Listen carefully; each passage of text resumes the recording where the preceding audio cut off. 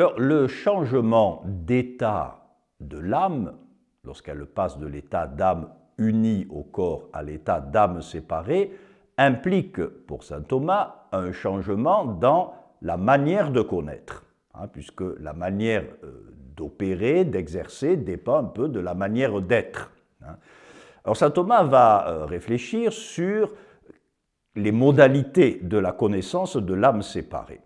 Et il commence par écarter des modèles de connaissance qui lui semblent soit faux, soit insuffisants.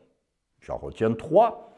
Tout d'abord, nous dit-il, c'est peut-être le point le plus important, l'âme séparée ne connaît pas par manière d'abstraction.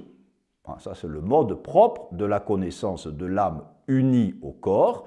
Connaître par abstraction, c'est aller chercher dans le monde matériel, dans le monde sensible, dans le monde de notre expérience, aller chercher, si je puis dire, la nourriture de l'intelligence, l'intelligible, l'élever au statut d'universel, le penser, etc.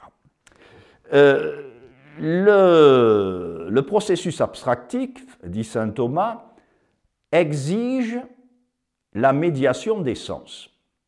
Donc pour saint Thomas, il n'y a pas d'abstraction quand il n'y a pas activité sensible. C'est un point important, c'est-à-dire que l'intellect ne peut pas abstraire directement à partir du monde sensible sans passer par la médiation des sens. Les sens assurent une transition, c'est-à-dire que le matériau qui est puisé dans le monde de l'expérience va être petit à petit raffiné par les sens et va être préparé pour l'opération de l'abstraction par l'intellect.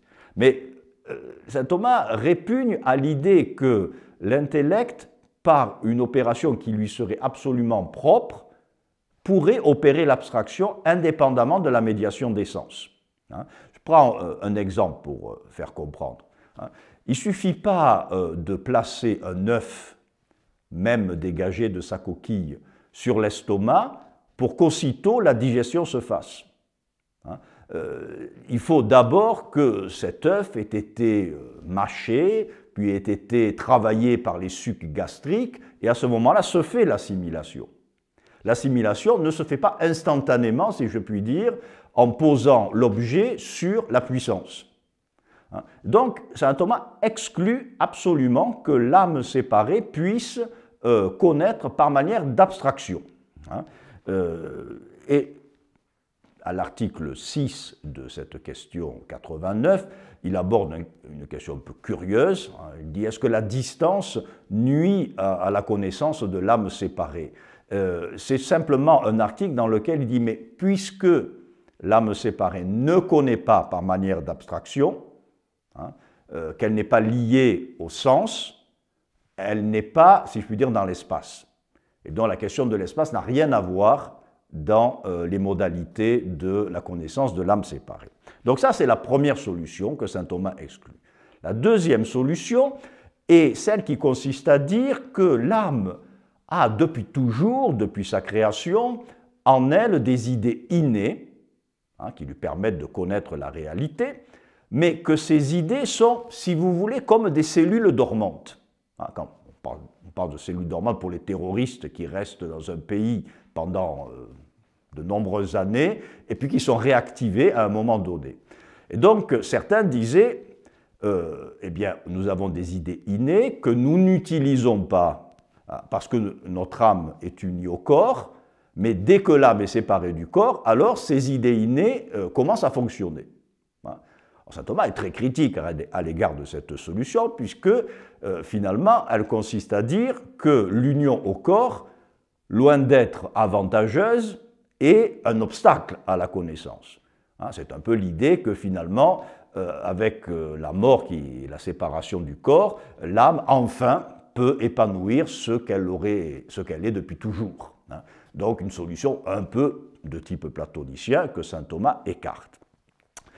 La troisième solution, saint Thomas ne l'écarte pas, mais en montre les limites. Il dit que, effectivement, nous conservons les idées que nous avons acquises ici-bas.